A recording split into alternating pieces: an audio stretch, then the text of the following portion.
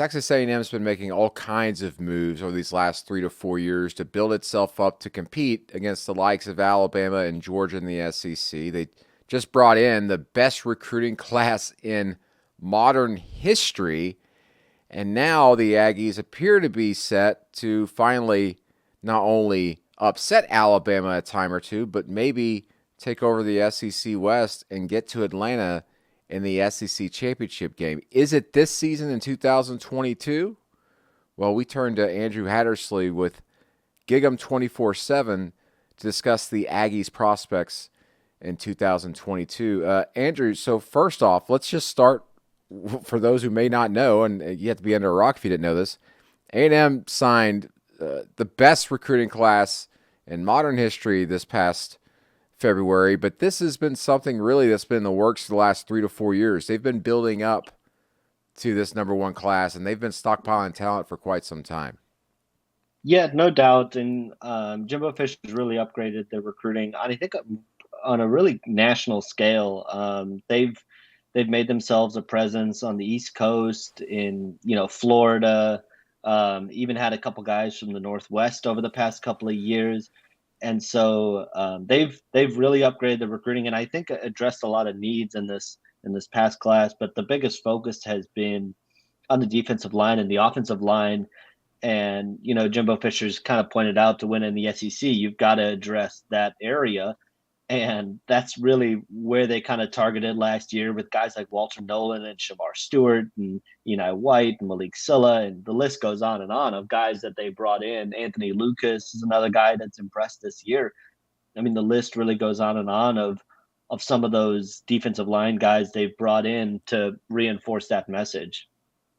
All right, so going into this season, the Aggies, of course, they've got a quarterback battle going on right now as we speak here in preseason camp between Haynes King, who started the first two games last season before he was injured, and then Max Johnson, the former LSU starter who transferred in the offseason. What's that battle look like? And for that matter, forward looking, does the offense change at all depending on who the starter is? I don't think it changes necessarily, and Jimbo Fisher has kind of mentioned, they're gonna call plays to whatever the player's strengths are, but I think they really believe that um, the floor is going to be a lot higher this year, regardless of which guy wins the job, and the potential with both guys they really like. They really feel like they can win with both guys. When Haynes King went down last year, Zach Calzada had a tremendous game against Alabama, but otherwise struggled with turnovers and just being able to move the offense consistently enough. And so I think A&M really feels like, with Haynes King and Max Johnson, whoever wins that job is going to be able to um, get the offense into the right plays, move the ball. Got a great running game to lean on with Devon Achane, which really helps, and Amari Yeah. Daniels. But I think the biggest goal has been upgrading the perimeter talent, which I'm sure we'll get into, and being able to push the ball down the field and utilize some of those weapons. And I think they feel like, with both Haynes King and Max Johnson, they have the guys to do that. Yeah, that's been one of the criticisms I've had and others have had about the Jimbo Fisher offense at A&M is being able to consistently stretch the field, get some of those big plays, because that's kind of what's seen as the weakness of some teams that try to be consistent in beating an Alabama year to year or a Georgia and being able to get to the championship game. But as you said, A&M is certainly gotten a lot of talent off the recruiting trail to fix that. And one quick note, I know A&M, you mentioned the quarterback issues there at times. The Mm-hmm. quarterback rating last year, I think it was second to last in the SEC. There's a lot of drops by the receivers if you look at inside the numbers. So what does that room look like this season at receiver? Because I know I've got my eyes on the newcomer five-star receiver, Evan Stewart. No doubt. So Evan Stewart, pretty much from day one, has been in the rotation, and for a freshman, has really impressed Jimbo Fisher and those around the staff with the work habits that he has. And for me, I live up in Dallas and know him from the high school scene, and know that he would show up at any camp anywhere to train. And so for me, it wasn't surprising. But for a freshman, they haven't had to teach him some of those things, like how much film to watch and getting out and working on kind of the off days. They haven't had to worry about that at all. And so He's really jumped in, and there's a lot of optimism, obviously, about him being able to have an immediate boost. He's still going to have some of those freshman moments, which is which is understandable. But I think he can really be one of those guys that helps stretch the field. And looking at the rest of the receiver room, obviously Anais Smith is back, and I think you could see A&M kind of move him around a little bit, like they did a little bit 2 years ago when he kind of played some running back, played Running some back, yeah. receiver, and he's kind of got the versatility to do that. Chase Lane's back, a guy that's really impressed. I know there was a lot of talk coming into this spring about Chris Marshall and Evan Stewart, and rightfully so. Both are 5 stars.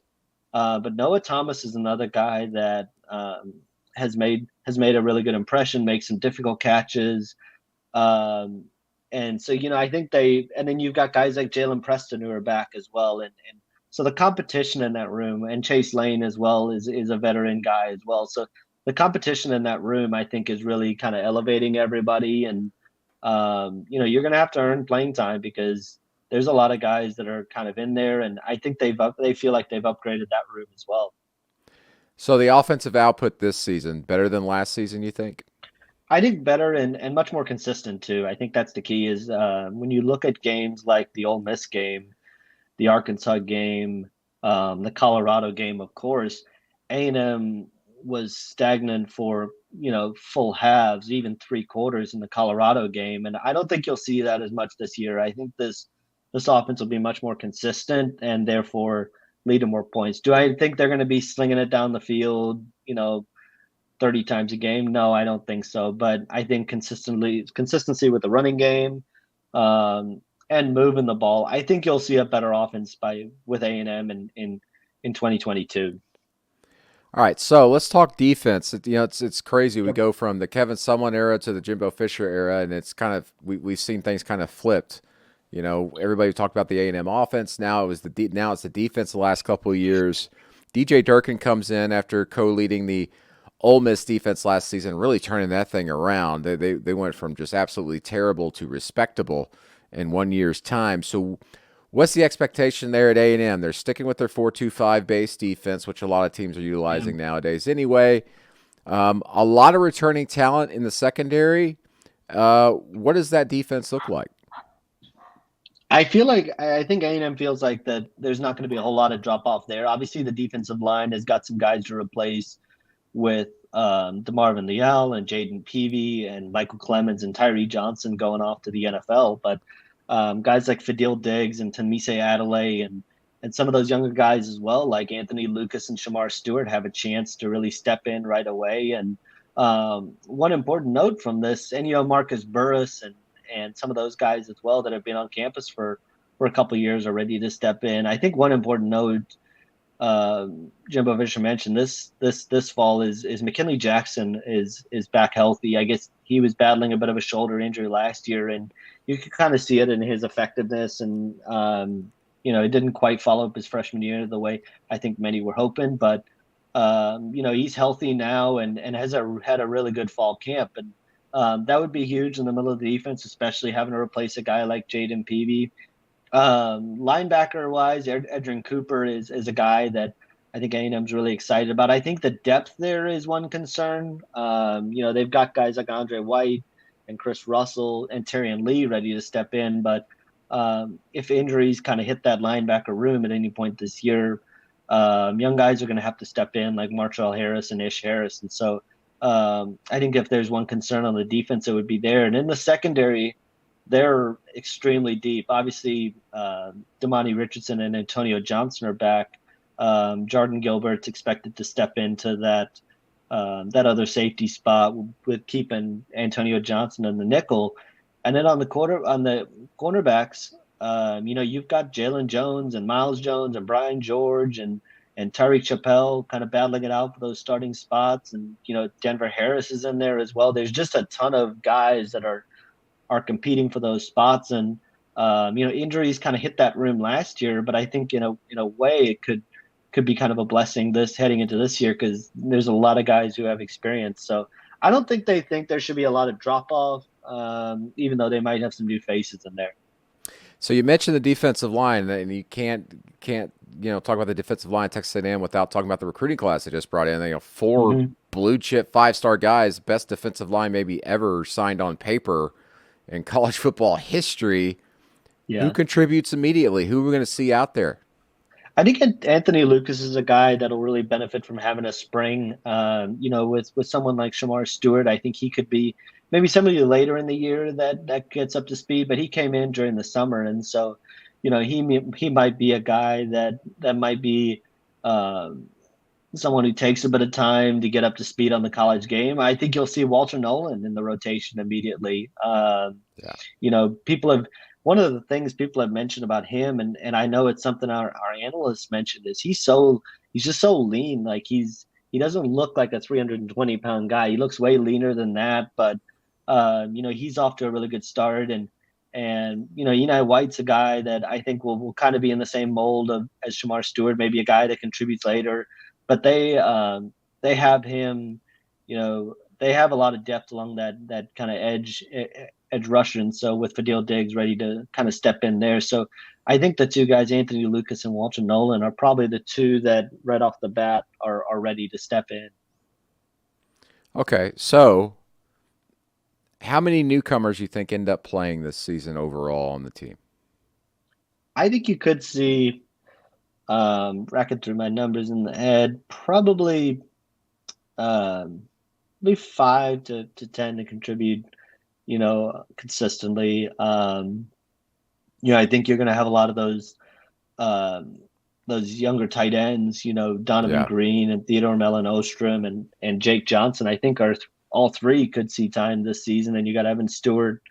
Um, and then I think you're going to get some of those guys along the defensive line, like Anthony Lucas and Walter Nolan. And so I think you could see in that range, and then it could be more, but I think that's kind of the idea right now where they'd like to be. I think they could have a guy like Cam Dewberry along the offensive line that could be a guy later in the year that contributes, but I don't necessarily think they're going to have to be forced to play any of the freshmen right away. I think they have good depth along the offensive line that those guys might have the chance to sit a year and get in the strength and conditioning program. So this year, what is the floor? What is the ceiling as far as record and what to expect out of this A&M team? And on October 8th, the game that everybody's got circled on their calendar, can they go to Tuscaloosa and beat Alabama and do so in back-to-back years? Yeah, it's interesting because I think this is kind of a really important year for A&M just in terms of I think probably getting to the college football playoffs is probably that ceiling. And I think there's paths that you can see it happening. The floor, I think, with this team is probably 9 wins. I think there would be some disappointment about 9 wins, but I think the floor is probably there. And I think the expectation is probably a 10-win season. The Alabama game is going to be tough. It's hard to go into Tuscaloosa and win. There's no question about that. I think A&M feels like they can do that. They have the confidence coming off of last year that even the struggles that they had last year, everything was able to click in that game and go to and beat Alabama and jump out to that early lead. So I think there's confidence in the A&M program that they can go do that again. Going to be difficult.